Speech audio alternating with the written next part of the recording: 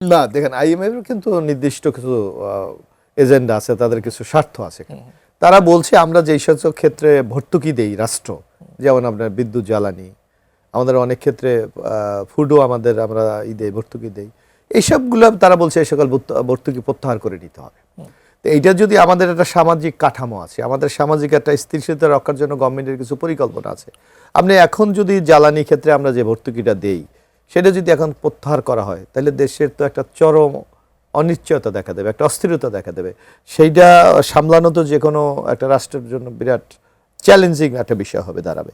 সুতরাং এইরকম স্বার্থের কথা তারা নানা ক্ষেত্রে বলে, কিন্তু সরকারের কিন্তু একটা নিজস্ব স্ট্র্যাটেজি আছে, নিজস্ব কৌশল আছে, যে ন্যাশনাল এবং ইন্টারন্যাশনালি একটা ব্যালেন্স করাই কিন্তু সরকারের জন্য সবচেয়ে বড় চ্যালেঞ্জ বলে আমরা মনে করি।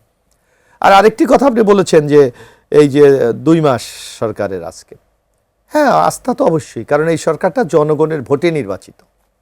এর আগে নানা ভোট নিয়ে আমরা নানা প্রশ্ন শুনি, গল্প শুনি, নানা ধরনের সংশয়ের কথা শুনি, কিন্তু এবার দেখবেন এই নির্বাচনটা বাংলাদেশের রাজনৈতিক দল, সুশীল সমাজ, আমাদের মানে যাদেরকে আমরা, মানে আপনারা তো সরকারে আছেন এই 2 মাসে, মানে আপনার কি মনে হয় যে জনগণ কোনো কিছু নিয়ে শঙ্কা বা সংকটেও আছে?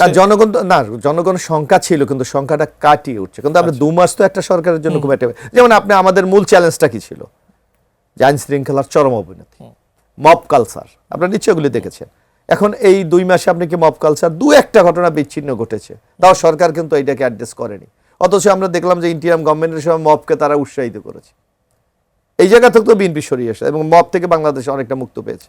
তারপর দেখবেন অর্থনীতির অবস্থাটা অত্যন্ত নাজুক ছিল, আমাদের ব্যাংকে টাকা নাই, তারল্য সংকট, এলসি খোলা যাচ্ছে না, কর্মসংস্থান তো নাই বললেই চলে।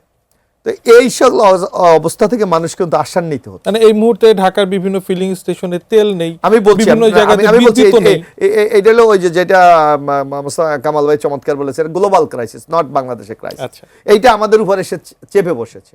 কিন্তু তারপরেও আপনারা দেখেন সরকারের যে ব্যবস্থাপনা এবং সরকারের পদক্ষেপ কারণে কিন্তু সরকার বারবার আশ্বস্ত করছে, যেমন আগামী 2 মাস তৈলের মজুদ আমাদের এখানে, যে আপনি রাস্তায় নামলেই তো গাড়ির সারি দেখেন, লাইন দেখেন। আবার আপনি এইটাও তো স্বীকার করবেন যে রাস্তায় কিন্তু আমরা জ্যামের জন্য আমরা গাড়ি চালাতেও পাচ্ছেন না। তো একদিকে যদি জ্বালানি না থাকে তাহলে আপনি গাড়িগুলি রাস্তায় চলে কিভাবে? মানে অর্থনৈতিক প্রবাহে কোনো বাধা বিঘ্ন হচ্ছে না। একটা জিনিস স্বীকার করতে হবে, সেটা হলো জনগণের মধ্যে একটা অস্থিরতা আছে, আচ্ছা, একটা প্যানিক আছে। এটাকে আমরা অস্বীকার আমরা করি না, কিন্তু এই প্যানিকটাকে একটা মিনিমাইজ করতে হবে। সেটা 2 পক্ষই লাগবে।